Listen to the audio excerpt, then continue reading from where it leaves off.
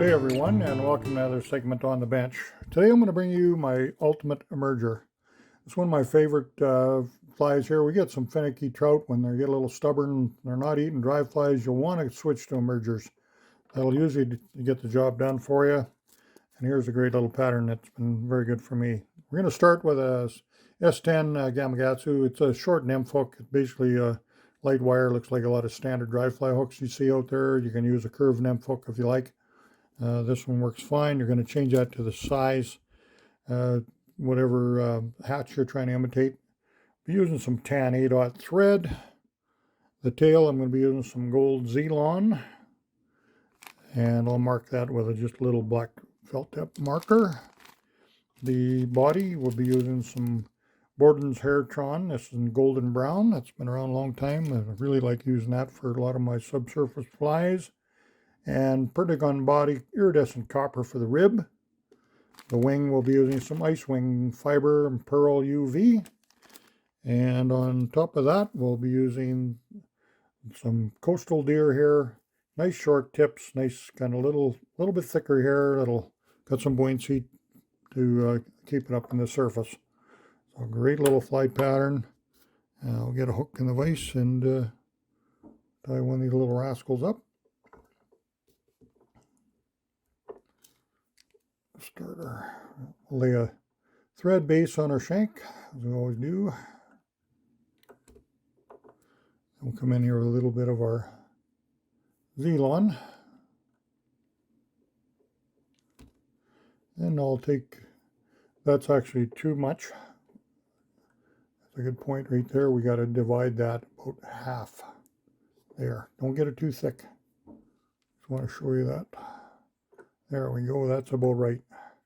Come around the corner with that a little bit. If it wants to kind of go down a bit of an angle, that's okay. That'll look natural.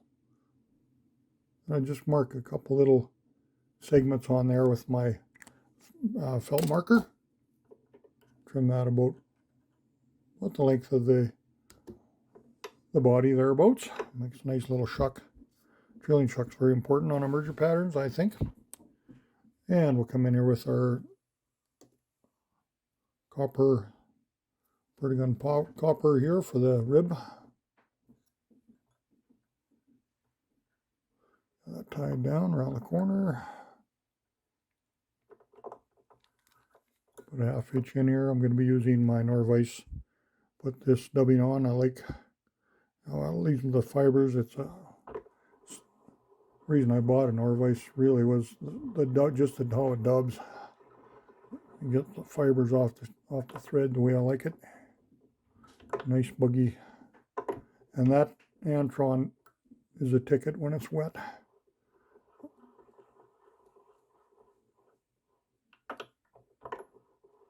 And come right behind the eye almost. Enough there we can get our deer hair on a little later. So you can use a dubbing loop. You can use you can buy blocks or whatever you want to do. And you can spin it on by hand if you want, but you're going to want to brush it out. It looks quite buggy there, but I'm not done with the body. This is really critical in my opinion. What I like to do here now is get that Antron out with a thin brush. And it really traps the hair. Here's a couple little wild hairs from the hair. I'll just pull them out. You can see that or not on the video, real plain or not, but it really looks good in the water. Makes it very, very effective. Then we have our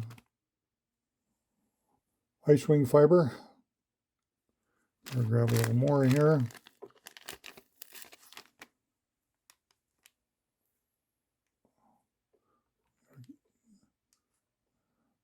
Really generous wing on that. I'm going to fold that back. And cut it, fold it, just spread it out a little bit. They can see it underneath just enough to get their attention. And that UV, trout love to eat it. You can really see that. UV materials have been a game changer. And I'll take a little pinch of my coastal deer here, get it in my stacker.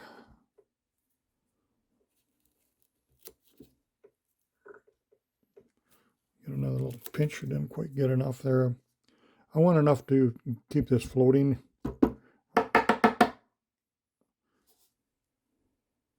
I'll get it in our stacker. I pull my stacker out here, lay it on the side so it comes out nice and even. Lay these butts fairly short, take a soft turn. There are the tips there. Come in for the butts. You can leave a little of them stick up. You don't have to be trimmed right tight. It'll help a little bit with the flotation as well. There we go. Very good. Now I just pull those tips back. Get some good turns ahead of that to stand them up at a bit of an angle.